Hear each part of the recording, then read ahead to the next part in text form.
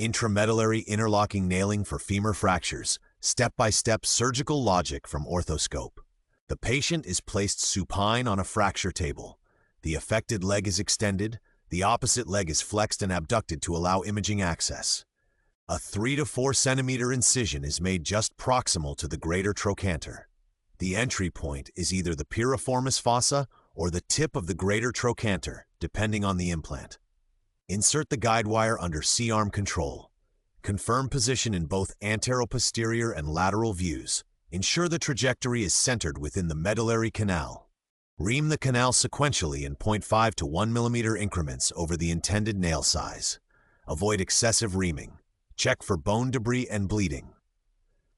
Insert the IMIL nail along the guide wire. Check depth and rotational alignment under C-arm. Avoid any forceful advancement.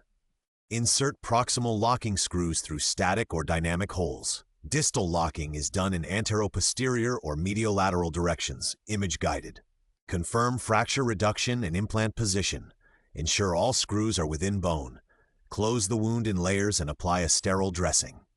Thanks for watching. Subscribe to OrthoScope for more orthopedic surgical logic, simplified for exams, OTs, and everyday practice.